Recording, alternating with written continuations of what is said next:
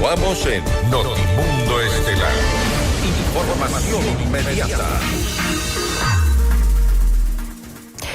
Y este 9 de enero la dolarización en nuestro país cumplió 26 años, consolidándose como nuestro modelo económico. Vamos más allá de la noticia. Notimundo Estelar en FM Mundo con María del Carmen Álvarez. Y nos acompaña a esta hora Francisco Salles, él es experto económico. Francisco, muy buenas noches y gracias por acompañarnos. Le saluda María del Carmen Álvarez. Hola María del Carmen y hola a todos los radioescuchas y gente que nos está siguiendo en Notimundo. Gracias por estar aquí junto a nosotros, Francisco. Pues sí, después de 26 años de que pasamos del sucre al dólar, ¿qué tan medibles son los beneficios que ha tenido el país con este cambio? Absolutamente medibles. Solo para hacerte un paréntesis, hay un método estadístico que se llama un análisis sintético postfactual, que lo hemos corrido ya 2 veces, en especial hay 2 papers, uno de Emilio Campo y Nicolás Kachanowski y otro de Kachanowski, que va a salir en el libro que estamos publicando esta semana, que comprueba claramente que sin la dolarización el desempeño económico del Ecuador, aún con el petróleo, había sido significativamente menor.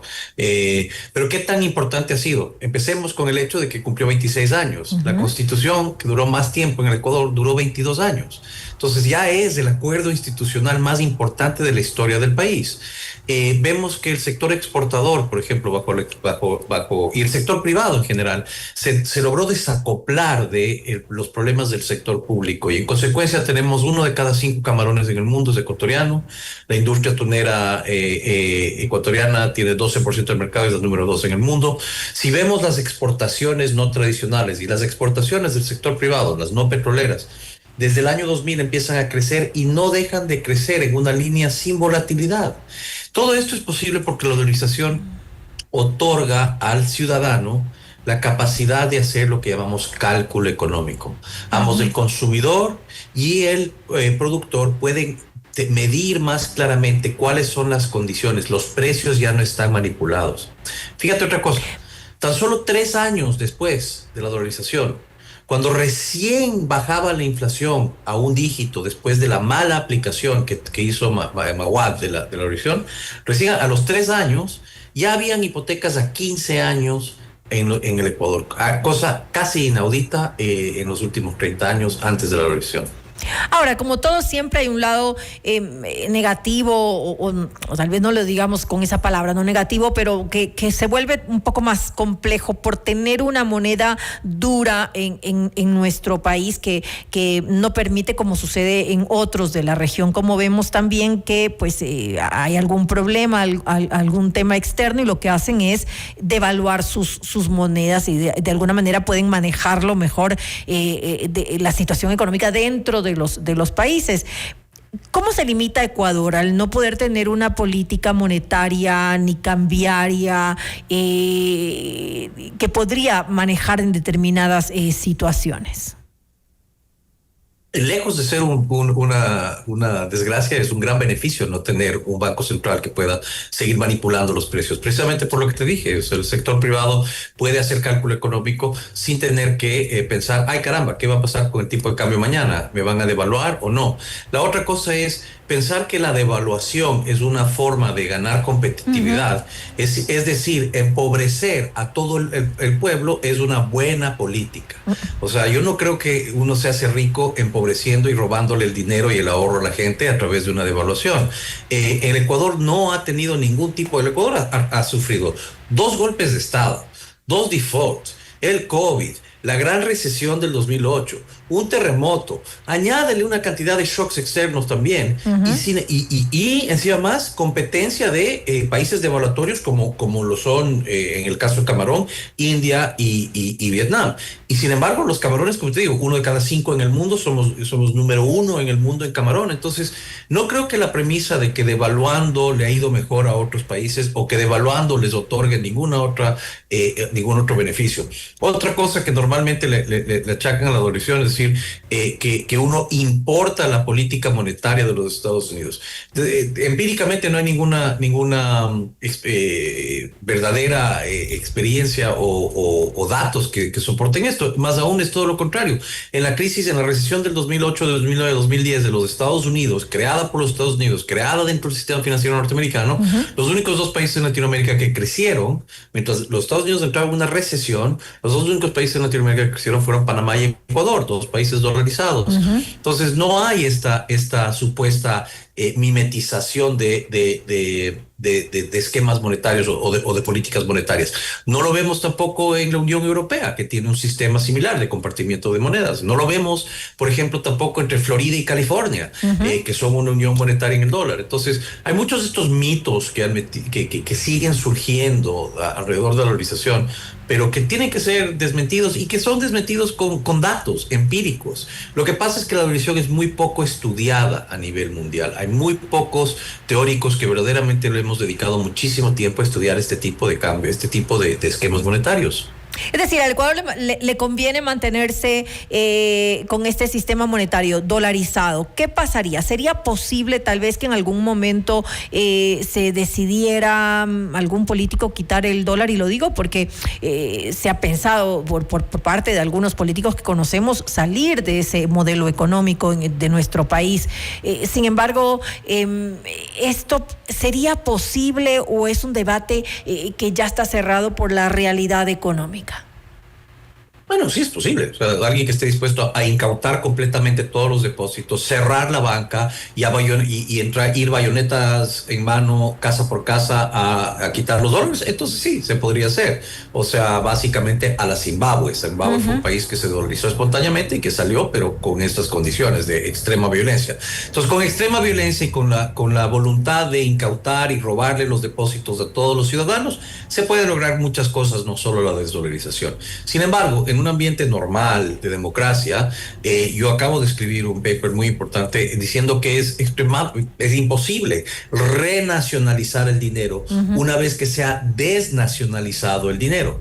El dinero se desnacionaliza, como el caso de la dolarización, en 3 etapas. Primero se pierde como resguardo de valor, pierde la función de resguardo de valor. ¿Por qué? Porque la gente ya no cree en la moneda nacional para proteger su propiedad privada.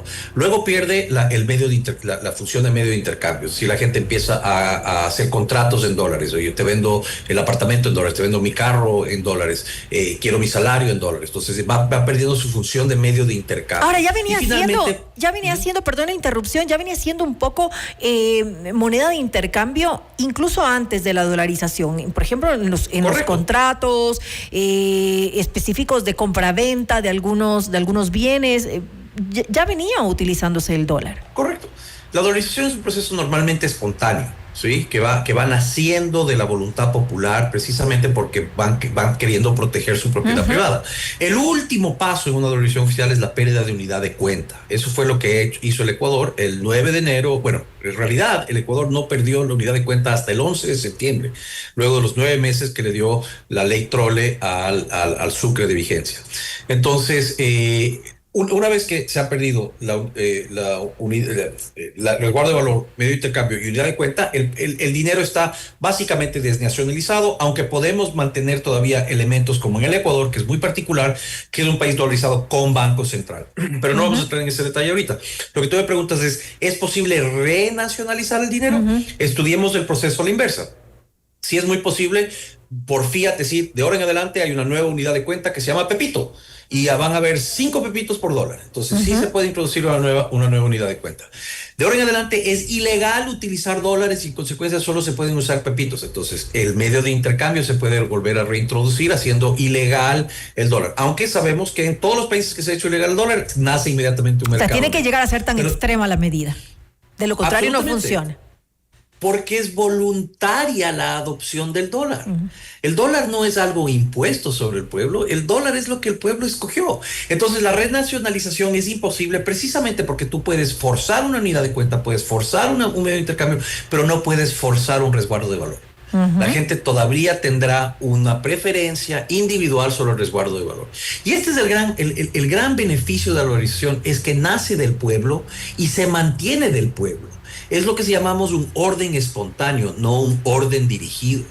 La gente decide cuál es su medio de intercambio y la gente le quita el poder al gobierno de poder dirigir la base monetaria. Y por eso ha funcionado tan bien y por eso nos gusta tanto a los ecuatorianos, porque nos da libertad a los individuos de decidir por sobre las imposiciones de un gobierno o de una burocracia en una monetaria. ¿Podríamos decir que es la institución que tiene más aprobación por parte de los ciudadanos en nuestro país? Sin lugar a dudas, o sea, es 89% popular según la última encuesta.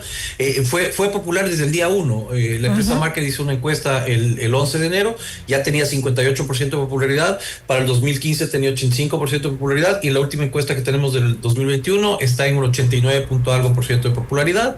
Es mucho más popular que cualquier político, ni siquiera Correa la pudo tumbar. Entonces es la institución más duradera y más mayoritariamente aceptada de los ecuatorianos en toda su historia, y en consecuencia es un fenómeno made in Ecuador en el cual deberíamos tener muchísimo orgullo.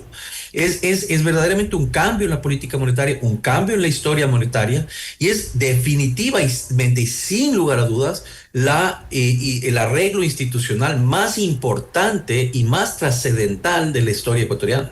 Pero ¿qué tan riesgoso es, Francisco, mantener la dolarización si no se toman las medidas necesarias y urgentes para protegerla de alguna manera? Algo que no se ha hecho en estos 26 años.